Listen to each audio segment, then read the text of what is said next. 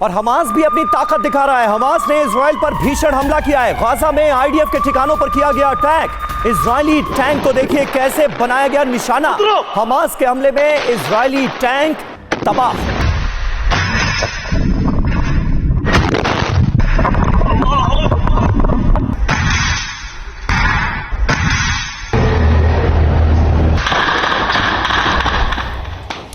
और देखिए बंधकों की रिहाई पर ही एक और बड़ी खबर आ रही है। रिहाई में देरी पर इजराइल में हलचल बहुत तेज हो गई है। आज इजराइल के प्रधानमंत्री नेतन्याहू कर सकते हैं इसको लेकर बैठक। हमास पर नई रणनीति बन सकती है। समझौते में दिक्कतों पर चर्चा हो सकती है कि आखिर कहां पर क्या पेच फंसा हुआ है, क्या दिक्कत आ रही है और आगे की क्या रणनीति रहने वाली है हमास को लेकर। इस पर आज बेंजामिन नेतन्याहू बैठक कर सकते हैं तो कहा। तो अभी तक यही जा रहा है कि अगर संभव है तो कल यानी कि शुक्रवार तक बंधकों की रिहाई हो सकती है। हालांकि यह भी कहा जा रहा है कि अभी सिग्नेचर को लेकर, हस्ताक्षर को लेकर पूरा जो मामला है वो फंसा हुआ है।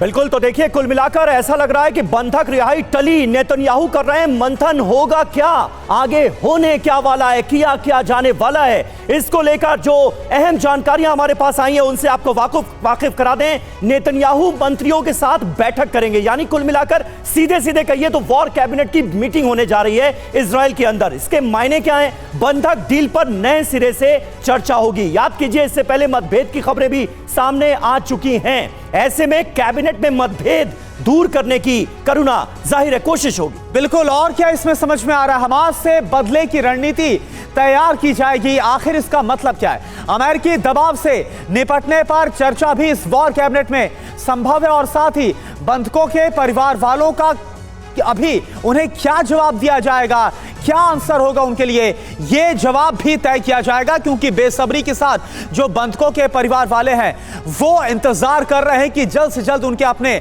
हमास के चंगुल से रिहा हो जाए। डीके पांडे सर, एक तरफ खबर आ रही है कि अभी संभव नहीं हो पा रही है बंधकों की रिहाई, और अब खबर यह भी आ रही है कि हमास को लेकर आगे क्या रणनीति होगी। आज बड़ी वॉर कैबिनेट होने वाली है, कैसे समझा जाए, यह होने क्या वाला है? अब देखिए, निश्चित रूप से कुछ कॉम्प्लेक्स सिचुएशन लग रही है, लेकिन इतनी कॉम्प्लेक्स भी नहीं है कि हम किसी दिशा विहीन स्थिति में पहुंच रहे हो। ध्यान रहे कि यहिया सनवार हैं जो वहाँ के मुखिया हैं फिलिस्तीन के, जिसको कोई इजराइल की सेनाएं खोज रही हैं, उन्होंने पहले सप्ताह में ही ऑफर किया था कि क्यों नहीं हम बातचीत करके और सीज फायर की तरफ बढ़ें।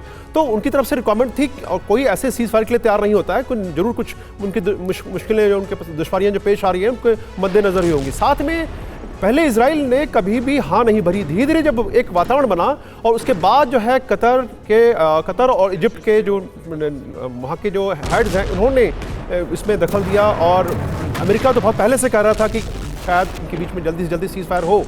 जब ये तय हो गया कि हम 50 हमास के छोड़े जाएंगे, 150 इजरायली हॉस्टेज छोड़े जाएंगे, ये सब जब पूरी एक फाइनल डिटेल्स डिसाइड हो गए तो सिग्नेचर की जो रिक्वायरमेंट है मेरे ख्याल से लगता है ज़रूर होगी। मैं इससे इनकार नहीं कर रहा हूँ, लेकिन ये मुझे औपचारिकता लगती है क्योंकि एक महत्वपूर्ण प्रश्न जो है आईडीएफ की तैयारियों का या आईडीएफ को नुकसान की बात है। सर 4 दिन का सीज फायर होगा या नहीं होगा? क्योंकि 2 तरह का दबाव इस वक्त बेंजामिन नेतन्याहू पर है। एक तो अंतर्राष्ट्रीय दबाव जो आम नागरिक मारे जा रहे हैं गाजा के अंदर, दूसरा अपने लोगों का दबाव कि भाई बंधकों को जल्द से जल्द लाओ वापस। मैं उसी बात की कर रहा हूं। पिछले हफ्ते नेतन्याहू और उनकी वॉर कैबिनेट उनके सामने गए जो कि बंधकों के परिवार के जन हैं, और उनको जाके कहा, और उन लोगों ने बहुत कुछ खरी खोटी सुनाई है बिल्कुल नेतन्याहू को और वॉर कैबिनेट को, और ये कहा कि सरकार उनको अंधेरे में रखे हुए, कोई ऑफिशियल खबर नहीं मिल रही है। वो एक बहुत बड़ा प्रेशर है नेतन्याहू के लिए। बाकी विश्व का जो प्रेशर है वो अलग है। नेतन्याहू के लिए अपने खुद के लोगों को संभालना बहुत जरूरी है। तो मेरे अनुमान के हिसाब से ये जो डील है निश्चित रूप से आगे बढ़ेगी, वो बस वक्त की बात है। बिल्कुल सही बात है। और घर में ही घेराव अब बढ़ता नजर आ रहा है। ऐसे में क्या होगा आज की वॉर कैबिनेट की मीटिंग में, इस पर नजर रखनी होगी। इस बीच देखिए गाजा में इजरायली सेना की छापेमारी की कार्रवाई अंजाम दी जा रही है। छापेमारी के दौरान आईडीएफ ने कई हमास लड़ाकों को ढेर कर दिया है। हमास की ड्रोन फैक्ट्री को भी यहां तबाह कर दिया गया। ग्राउंड ऑपरेशन लगातार जारी है। भीषण हमलों का सिलसिला लगातार जारी है। गिरफ्तार लगातार किए जा रहे हैं हमास के लड़ाके, और कई जगहों पर उन्हें ढेर भी किया गया है।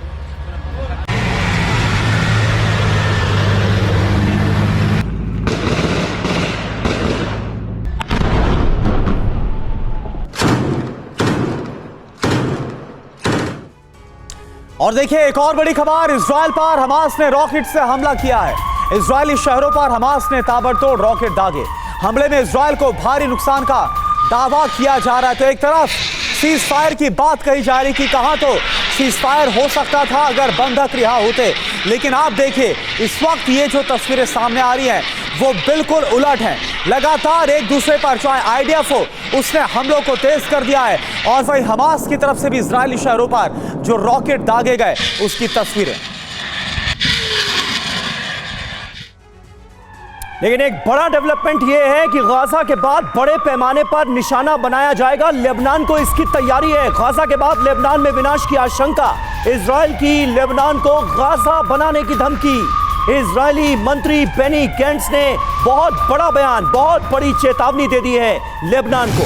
हिजबुल्लाह को खत्म करने की धमकी दे दी गई है। इजराइल हमले की साजिश का हम जवाब देंगे और लेबनान को भी गाजा बना देंगे, यह कह दिया गया।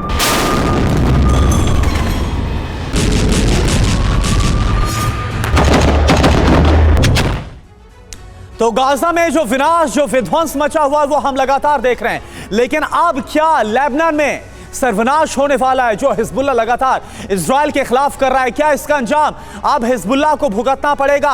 बेनी गेंट्स जो कि इजरायली मंत्री, आखिर उनके बयान का क्या मतलब समझा जाए? गाजा के बाद दक्षिणी लेबनान तबाह होगा, यह साफ तौर पर कह दिया गया है। हिजबुल्लाह को तबाह करने के लिए अब आईडीएफ की तैयारी, और इसके अलावा हिजबुल्लाह के 79 लड़ाकों को अभी तक मारा भी जा चुका है। यह जानकारी भी सामने समीर। जी हां, ईरान को भी धमकाते नजर आ रहे हैं। वो कहते हैं इजराइल के खिलाफ साजिश का जवाब दिया जाएगा। हमला करने वालों को कैसी सजा देनी है ये हम ही तय करेंगे, ये कहा गया है। अब इस बयान के मायने क्या हैं? मिडिल ईस्ट में जंग के कई मोर्चे खुलने वाले हैं। एक तो ये साफ नजर आ रहा है लेबनान और ईरान के साथ भी जंग की आशंका है, लेकिन क्या यह मुमकिन है मौजूदा वक्त में इजराइल के लिए? गाजा जंग के महायुद्ध में बदलने की आशंका साफ तौर पर बनी हुई है। बेनी गेंट्स ने यह बयान दिया है। और बेनी गेंट्स कौन है? वॉर कैबिनेट में मंत्री हैं, उप प्रधानमंत्री रह चुके हैं, रक्षा मंत्री भी रह चुके हैं, लिहाजा उनके बयान को गंभीरता से लिया जाना चाहिए। एसपी सिन्हा साहब, कैसे आप देखते हैं और क्या यह मुमकिन है मौजूदा सूरत हाल को देखते हुए? क्या यह लगता है कि एक तरफ गाजा में हमास से जंग और दूसरी तरफ बड़े पैमाने पर लेबनान में हिजबुल्लाह से जंग शुरू कर दे इजराइल? क्योंकि फिर ऐसे में ईरान चुप नहीं बैठेगा। समीर, युद्ध में कथनी और करनी में बहुत फर्क है जी। जो कहते हैं वो सत्य नहीं, अच्छा अटल सत्य नहीं होता है। Perception war, psychological warfare, pressure tactics, miss information, information, ये डिसइंफॉर्मेशन, ये सब टेक्निक इस्तेमाल होता है। मुझे नहीं लगता है कि इजराइल की सेना इतनी बेवकूफ़ है कि जो गलती नेपोलियन ने की, जो गलती हिटलर ने की, वो गलती इजराइल करेगा। नहीं करना चाहिए, मेरी मिलिट्री सेंस कहती है। आप यदि कई फ्रंट्स खोल दोगे, आप लेबनान फ्रंट खोल दोगे, ईरान से पंगा लेने की कोशिश करोगे, तो आप कष्ट में आ जाओगे। क्योंकि आपका अल्टीरियर मोटिव क्या है, अल्टीरियर एम क्या है, मेन एम क्या है? मेन एम है हमास की पूर्ण बर्बादी। उसमें इंटरफेरेंस होगा। आपको चाहिए कि इस दो फ्रंट को कंटेन करो, होल्ड ऑन करो, कंट्रोल करके रखो।